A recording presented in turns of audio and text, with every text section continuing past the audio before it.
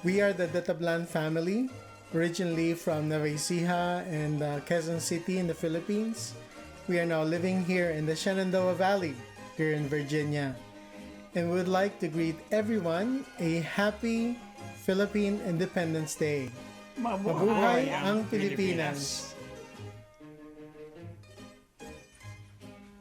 Hi everyone, this is the Andres family, wishing you all a happy Philippine Independence Day. Mabuhay!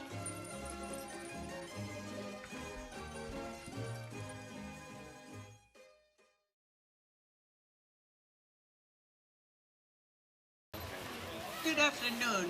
My name is Luz Ditaman of Filipino-American of Shenandoah Valley. This afternoon, we are presenting to the members of the group the dance called Subli.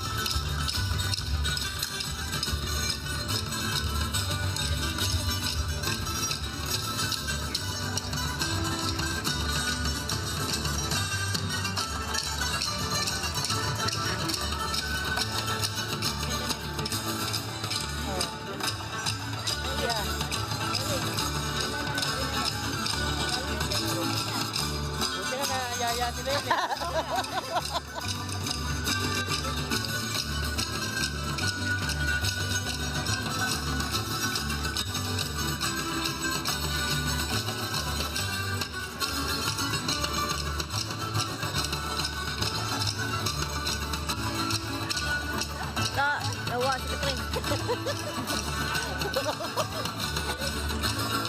Nakapalo naman siya, nawala siya. Si Chris, nakatawagan siya.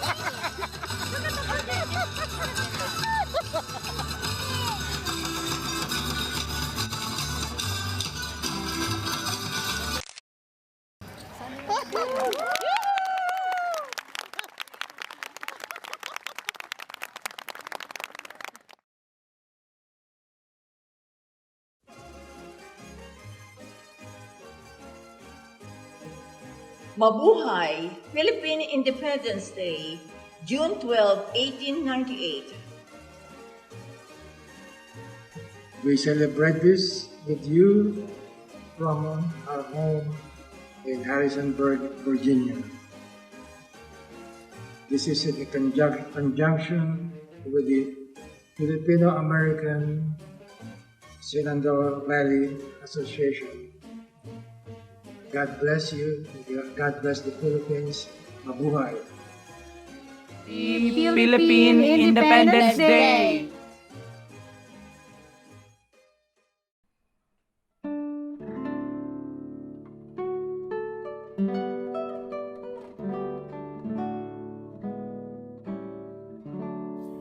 The history of the Philippine Declaration of Independence.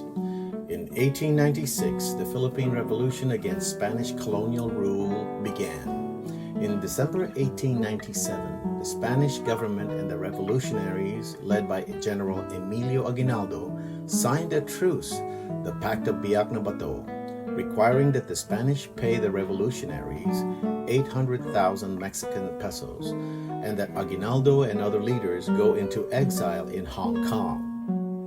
In April 1898, at the outbreak of the Spanish-American War, Commodore George Dewey aboard the USS Olympia sailed into Manila Bay, leading the Asiatic Squadron of the U.S. Navy. On May 1, 1898, The United States defeated the Spanish in the Battle of Manila Bay. Aguinaldo decided to return to the Philippines to help American forces defeat the Spaniards. The U.S. Navy agreed to transport him back aboard the USS McCulloch, and on May 19th, he arrived in Cavite. Independence was proclaimed on June 12, 1898, between 4 and 5 in the afternoon in Cavite at the ancestral home of General Emilio Aguinaldo, some 19 miles south of Manila. The event saw the unfurling of the flag of the Philippines made in Hong Kong by Marcela Agoncillo, Lorenza Agoncillo, and Delfina Herbosa, and the performance of the Marcha Filipina Magdalo as the national anthem now known as Lupang Hinirang, which was composed by Julian Felipe and played by the San Francisco de Malabon Marching Band. The act of the Declaration of Independence was prepared, written, and read by Ambrosio Rianzares Bautista in Spanish. The declaration was signed by 98 people, among them a U.S. Army Colonel L.M. Johnson, who witnessed the proclamation with no official role. Later in Malolos, Bulacan, the Malolos Congress modified the declaration upon the insistence of Apolinario Mabini, who objected to that the original proclamation essentially placed the Philippines under the protection of the U.S. The declaration was never recognized by either the United States or Spain. Later in 1898, Spain ceded the Philippines to the U.S. in the 1898 Treaty of Paris that ended the Spanish-American War. The Philippine Revolutionary Government did not recognize the treaty or American sovereignty and subsequently fought and lost a conflict with the U.S., originally referred to by the Americans as the Philippine Insurrection, but now generally and officially called the Philippine-American War, which ended when Aguinaldo was captured by U.S. forces and issued a statement acknowledging and accepting the sovereignty of the United States over the Philippines. This was then followed on July 2, 1902 by U.S. Secretary of War Elihu Root, telegraphing that the insurrection against the U.S. had come to an end and that provincial civil governments had been established everywhere except those areas inhabited by Moro tribes. Pockets of resistance continued for several years. Following the end of World War II, the United States granted independence to the Philippines on July 4, 1946 via the Treaty of Manila. July 4th was observed in the Philippines as Independence Day until August 4, 1964, when, upon the advice of historians and the urging of nationalists, President Diosdado Macapagal signed into law Republic Act No. 4166, designating June 12th as the country's Independence Day.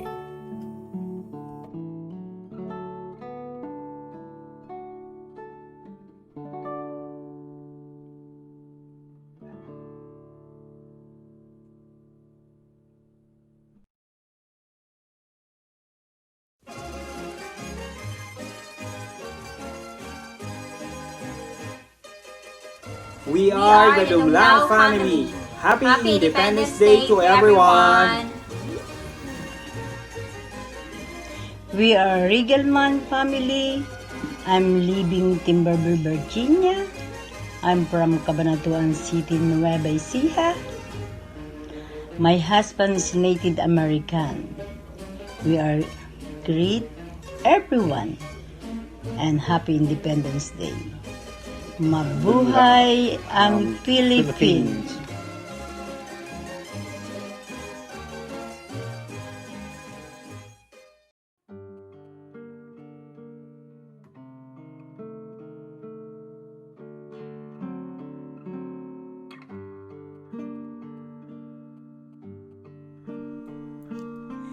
Greetings to all the Filipinos living in the Shenandoah Valley, especially to the members of the Filipino-American community of Shenandoah Valley. This is my tribute to the celebration of our Philippine Independence Day.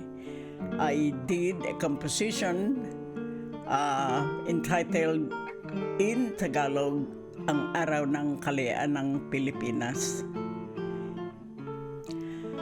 Tayong mga Pilipino, saan man tayo pumatungo, dala natin ang ating kinagisnang ugali at turo. Turo ng ating mga magulang at ating mga ninuno. Saan man kayo makarating na panig nitong mundo, alalahanin nga laya natin mula sa pawis, luha at dugo. Ang mga bayani ng ating himagsikan laban sa Espanya, sila Andres Bonifacio, Apolinario Mabini at Del Pilar, Emilio Aguinaldo, Antonio Luna at Diego Silang. Sama-sama itong nakipagbaka at nakipaglaban sa pagtatanggol sa Pilipinas, nating inang bayan. Hindi nga lahat ng ating mga bayani ng bansa ang nagsilabat humawak ng gulok, sibat at pana. Ang iba ang hawak kay lapis, sulat ng papel at pluma upang kanilang itala sa aklat, sa canvas, ang mga kasamaan ng mapang-aping dayuhan sa ating bansa. Si Dr. Jose Protasio Rizal sa kanyang dalawang aklat, ang El Filibusterismo at Noli Me Tangere. Dito nga nabasa ng mga mamayang Pilipino ang mga iwing sama at pang-aapi ng mga dayuhan na ginawa nila sa ating Pilipinas, ang mahal nating bayan. Hindi kakaunti ang mga nasugatan at nangamatay sa pagtatanggol at paglaban ng ating mga kababayan. Nais nilang makita ng ating bandila ay nakawagayway, simbolo ng tagumpay at kalayaang natamo ng mga kayumangging bayani ng mga Pilipino. Sandata rin nilang gamit ay walang patid na dasal sa makapangyarihang Diyos nating minamahal, pagkat alam nilang hindi nila sila kailanman pababayaan sa gitna ng kanilang pakikipaghamok sa mga kalaban. Ang Diyos ang magliligtas sa kanila sa gitna ng labanan. Pati ang mga pari na ating mga simbahan at paroko, tulad nila Padre Gomez, Burgos at Zamora, silang tatlo ay nagsipagbuwis din ng kanilang buhay dahil sa pagnanais nilang pangalagaan ang puri at dangal ng kanilang bayan, dahil dito sila'y nahatulan ng bitay. Ngayong araw na ito, tayong lahat ay narito at nagdiriwang. May mga ngiti sa ating mga labi na parang wala ng katapusan.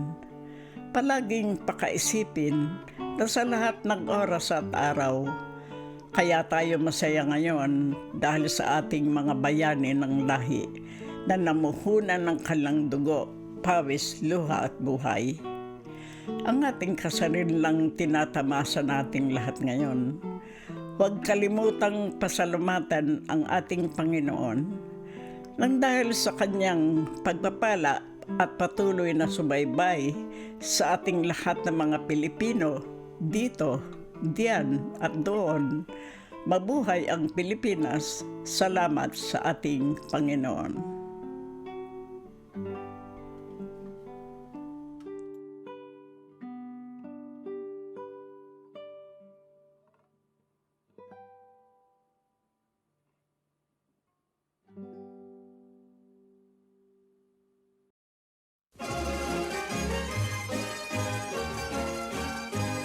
Hello and greetings. This is Sylvia Garcia Romero, Cultural Diversity Manager at Centera RMH Medical Center. I wanted to wish our Filipino community a happy Independence Day. I know this year is a little different and you can't celebrate as you typically would, but I hope you still are able to celebrate with friends and family in different ways. Thank you for partnering with us, and I wish you all a very happy Independence Day. Mabuhay! I am Roxanne Williams. And I am Stacy Williams. We would like to extend our warmest greetings to all my kababayans. And a happy Philippine Independence Day. God bless you all, and Mabuhay Pilipinas! Thank you. Thank you.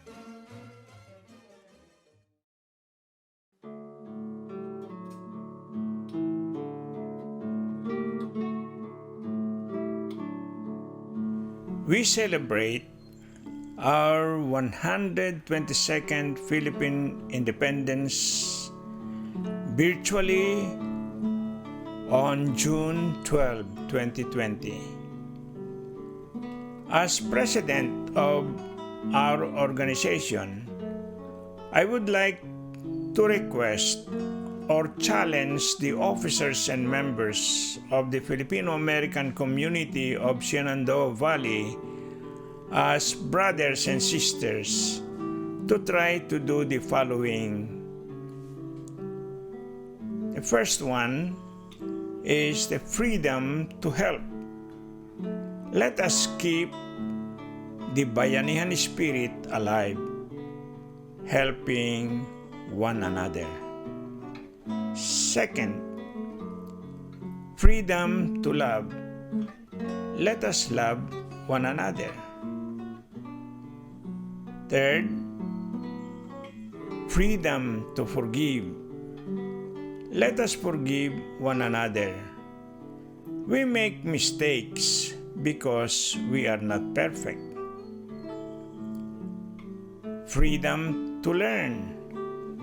Let us teach one another and let us learn from each other. And lastly, freedom to share. Let us share our talents, time, and resources, if possible, with one another. As a result of exercising these freedoms, we will live happily and harmoniously with one another. Happy Independence Day to all.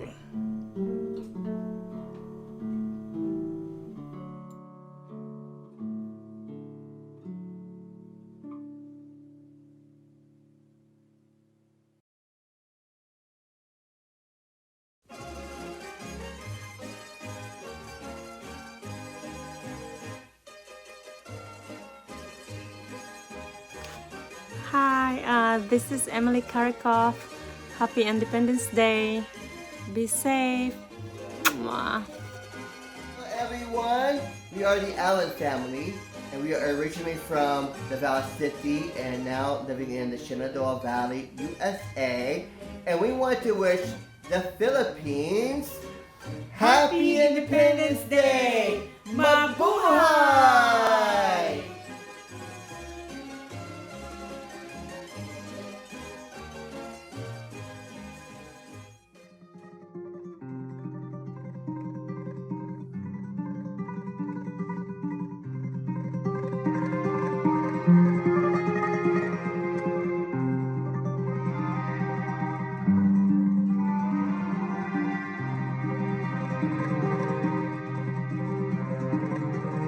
Ang bayan kong Pilipinas, lupain ng ginto't bulaklak, pag-ibig na sa kanyang panay, nag-alay ng ganda't dilag, at sa kanyang yumi at ganda, dayuhan ay naadila. Bayan ko, binihag ka, nasadlak sa dusa.